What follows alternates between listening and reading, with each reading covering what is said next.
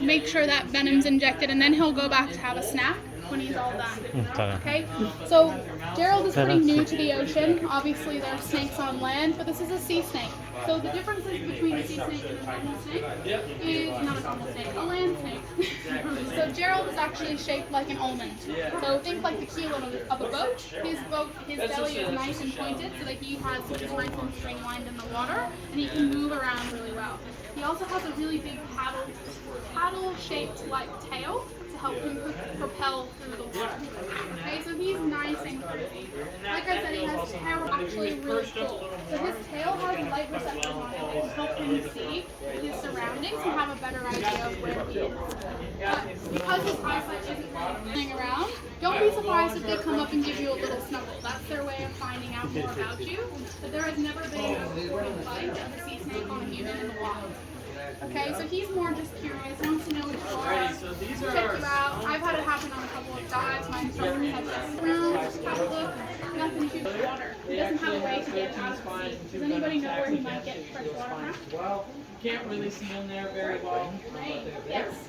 So if it's actually raining, that's a great time to go and assess out the sea snake.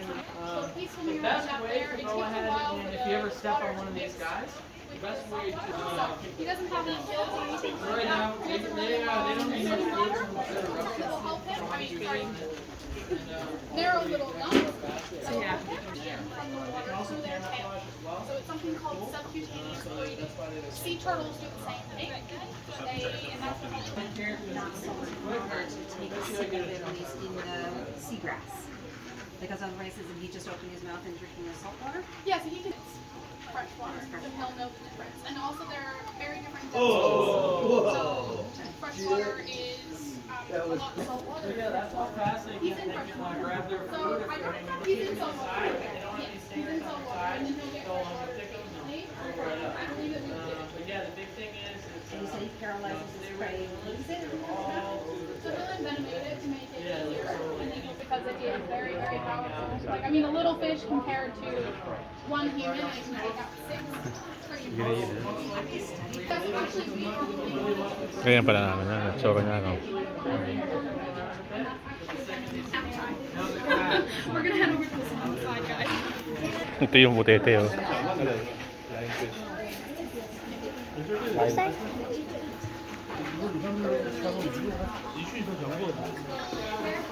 Ayan, dami na nanonood eh.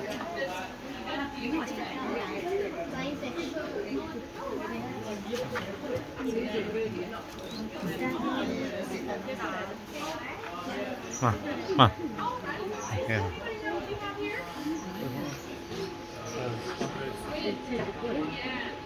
These are our southern calamari. Squid are in the same family as octopus and codfish. As colorful and very beautiful for being able to change what they look like. So they actually have a bunch of pigments in their skin. Okay, and in those pigment pores, they have muscles around them. These are called chromatophores. Sama-sama talaga silang dalawa, no? Expand and contract those muscles to let different pigments in to change the current. Actually, the hot bees, they were harder without squidding, and they decided to add some more to the tank.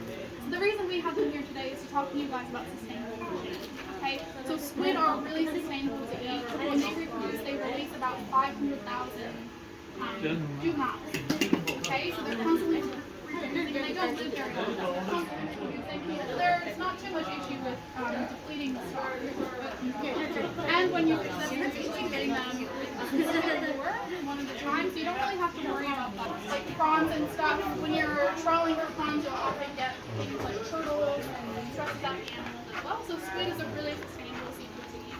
If you want to eat any sort of seafood, come from and you put in the work. Another way is local and fresh. So around here, all the seafood that you're getting is fresh. Has been locally caught and very recently, so it's all good to go. But squid are very, very cool.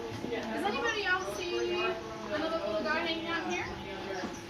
You know, yung eel. So that's our beautiful eel blenny. So he's not an eel, he's a blenny. So a blenny is a kind of little bottom-dwelling fish.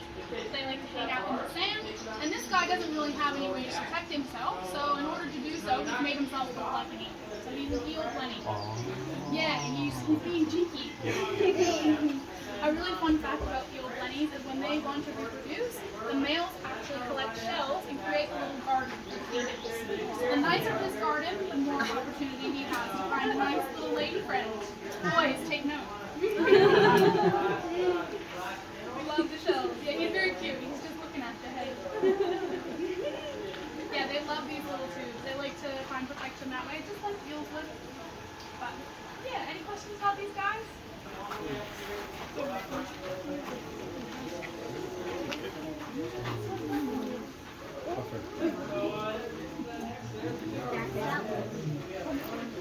Meron to sa Alrighty. Does anybody know? We call this our poison and venom tank. Does anybody know the difference between a poison and a venom? Poison is ingested, Yep. And a venom is injected. yes, exactly. So we have a couple of venomous friends and we have a couple of poisonous friends. So our beautiful little venomous friends here are Indo-Pacific lionfish. So we have 1, 2, 3, 4, 5 of them. They're very, very beautiful. We find them in the waters all around here. Dito. They are venomous. So on their backs, you can see that they have 12 spines on their back and then 5 on their bellies. And they there, which is very painful. Okay, this venom won't kill you guys. It hurts a lot. We had a friend who worked here. He went down to go free diving for some crayfish. He got his big crayfish. He pulled his elbow out of the crack. Got his spine straight to his elbow. He comes up. He's like, "Oh, I'm fine." Next thing we know, crying. You know, it lasts for about 4 to 5 hours. The best way to treat it is to break down the protein that's in the venom. So same with stonefish, stingrays, and stuff like that. The first aid is to put your limb the affected area into a bucket of the hottest water you can stand, and the hot water is meant to break down the protein, which should make you feel better faster. But the whole idea of peeing on it with the vinegar. So that's normally with Stingrays. Jellyfish, stingers and stuff like that. Yeah, urine's definitely a last minute option. It depends on the jellyfish as well. Vinegar is usually great for blue balls and stuff like that, but hot water is normally the best, and fresh water will usually make the stinging cells attach more closely to your skin. Normal lang. Poison. So has anybody heard of fugu? Yeah. So fugu is a type of fish that is actually pufferfish, but fugu is very specifically prepared. So you can eat pufferfish, but you have to eat it when it's been prepared by someone who's been trained. So in order to get trained to prepare pufferfish, it usually takes from about 7 to 10 years, from my understanding, and you're taught how to prepare it so that it doesn't kill you. So there is actually a toxin in your muscles. So essentially you become very rigid, and then you have trouble breathing and stuff like that. Okay, so it can kill you if you eat it and it's not prepared nicely. But people do prepare it, and it's not as food. There's someone else who really likes pufferfish. Does anybody have a guess? Dolphins. Yeah. Oh, dolphins love pufferfish. They like to play with them. They like to make them puff up, but they actually like the toxin. So they will play with them to secrete that toxin, and they actually get a little bit high off of it. They act a little dopey, they swim around, they do their thing. So you may see a dolphin playing with a pufferfish. It only lasts about 5 to 6 hours, from my understanding. And it doesn't kill them, it doesn't hurt them, they actually kind of like it. You know, rough week, they need to play with the pufferfish, I guess. Naging high sila eh. So they eat Ah. it.